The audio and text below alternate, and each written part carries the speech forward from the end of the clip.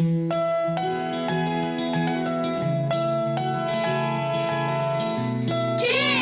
Ask Dr. Frank! Welcome. I'm Dr. Eileen Kennedy Moore, also known as Dr. Friendtastic. I'm an author and clinical psychologist based in Princeton, New Jersey. Here's today's question.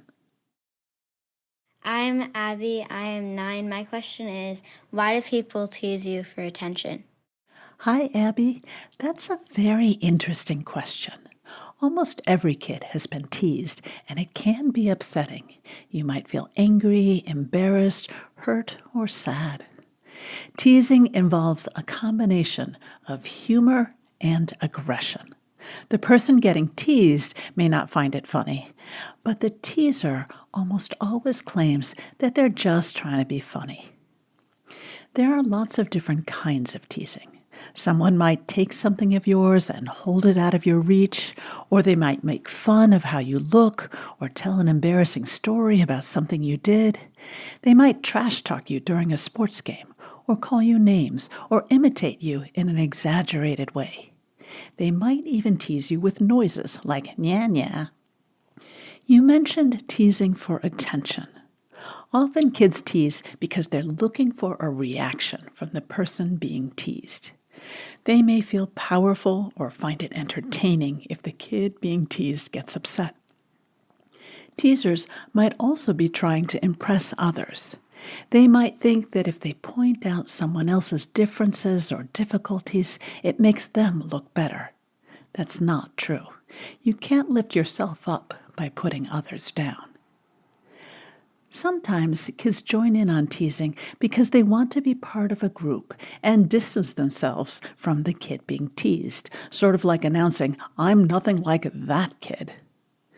Sometimes teasers are mad about something, but don't want to say it directly, so they lash out indirectly through teasing. That's not a good way to solve problems.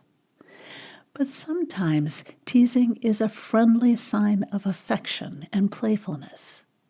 So how can you tell the difference between friendly and unfriendly teasing? The most important clue is your relationship with the teaser. If you usually get along well, it's probably friendly teasing.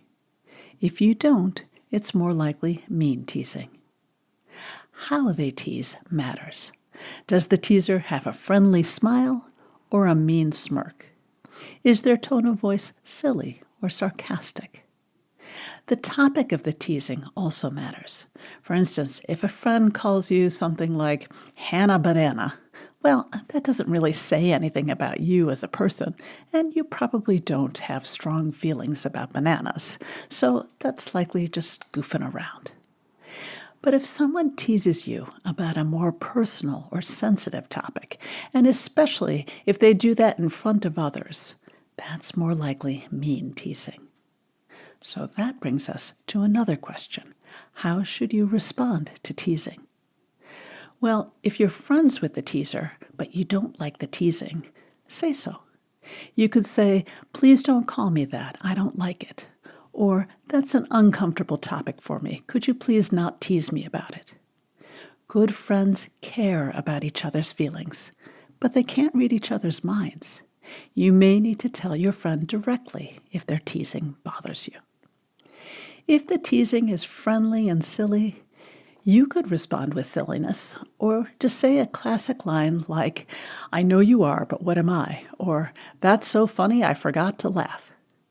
Be careful that you don't respond with mean teasing to a friend who's just being silly. Now, what about unfriendly teasing? Showing how upset you are or talking about how hurt you feel could give an unfriendly teaser the reaction they're looking for. Trying to be mean back will definitely make the situation worse.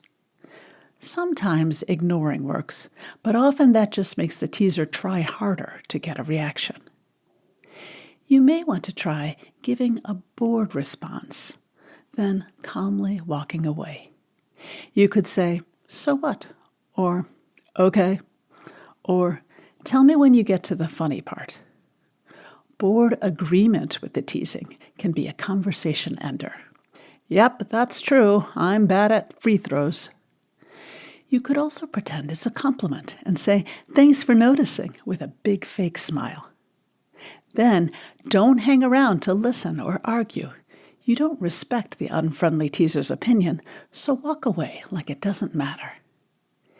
If the teasing is very hurtful and it continues even after you've tried giving a bored response and walking away a few times, or if it's a group of kids picking on you, you may want to talk privately with a grown-up who can help. This has been Kids Ask Dr. Friendtastic. If you have a question about making and keeping friends that you'd like me to answer, go to drfriendtastic.com. That's drfriendtastic.com, and click on the podcast tab to see how to submit your question. And be sure to check out my books for kids about friendship. Growing Friendships, a kid's guide to making and keeping friends, and my new book, Growing Feelings, a kid's guide to dealing with emotions about friends and other kids. They're available through your library or wherever you buy books.